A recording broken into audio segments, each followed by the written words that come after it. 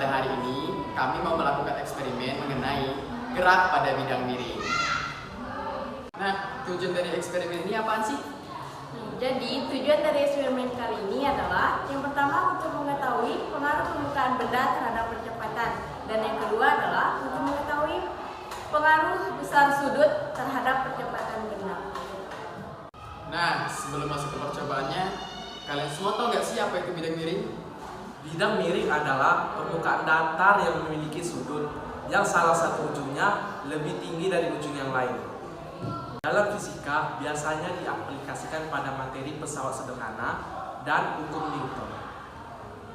Nah, pada percobaan kali ini, adapun bahan atau alat yang digunakan adalah yang pertama, ada benda dengan berbagai macam permukaan. Yang pertama, ada permukaan karet. Yang kedua, ada permukaan kasar atau amplas. Lalu ada permukaan plastik yang paling licin dan permukaan kayu.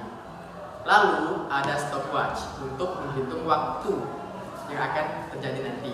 Lalu selanjutnya, di sini ada busur. Busur ini digunakan untuk mengukur sudut pada bidang miring. Dan mistar ini digunakan untuk mengukur panjang lintasan. Jadi yang paling penting adalah bidang miring. Kenapa sih bidang miring itu penting? Karena jika bidang miringnya tidak ada, maka eksperimennya tidak bisa kita lakukan. Jika kita ingin merubah besarnya sudut, kita bisa memutar bagian sini. Nah, setelah mengetahui alat dan bahan untuk percobaan, nah sudah saatnya kita masuk untuk ke percobaan atau eksperimennya. Nah, dalam melakukan percobaan ini, kita menggunakan 3 besar sudut dan 4 macam permukaan. Sudut yang kami gunakan adalah 30 derajat, 45 derajat, dan 60 derajat. Dan macam-macam permukaan yang kami gunakan seperti yang saya bilang tadi. Permukaan dari amplas, plastik, kayu, dan karet. Nah, seperti tadi yang dibilang, untuk menentukan sudut kita menggunakan busur. Dan cara mengubahnya ada seperti ini.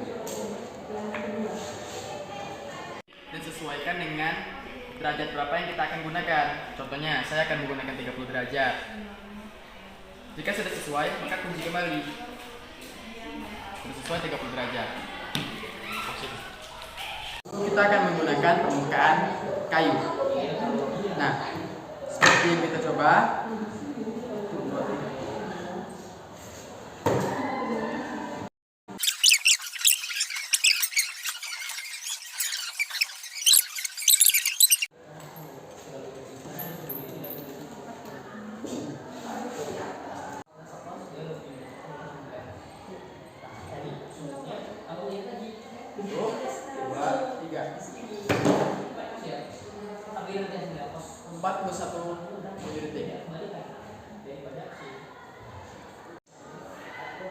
Selanjutnya, kita akan menggunakan permukaan dari kayu.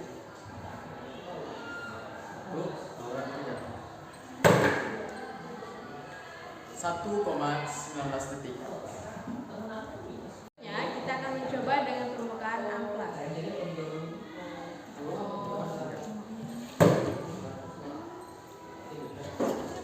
1,91 detik.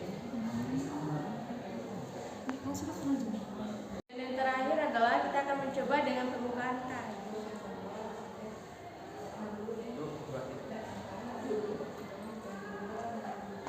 Enggak mau.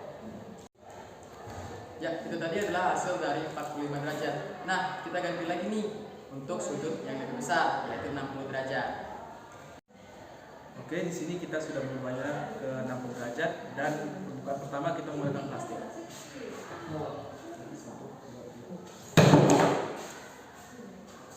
Artinya 0,93 mm. Dan permukaan yang kedua yaitu kayu.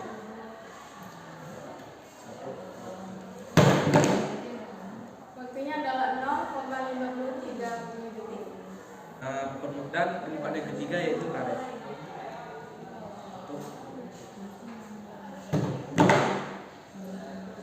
Adalah 2,53 ml. Dan permukaan yang terakhir ialah amplas.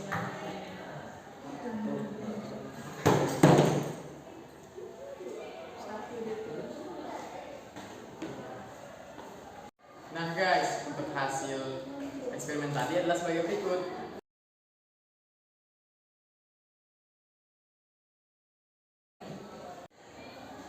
Setelah melakukan percobaan tadi, dapat disimpulkan bahwa semakin besar sudut, semakin cepat pula atau besar pula percepatannya. Semakin licin permukaan, maka semakin besar juga percepatannya. Semakin kasar permukaannya, maka semakin kecil percepatannya. Sekian percobaan dari kami, semoga bermanfaat. Terima kasih. Dan sampai jumpa di final. Dadah!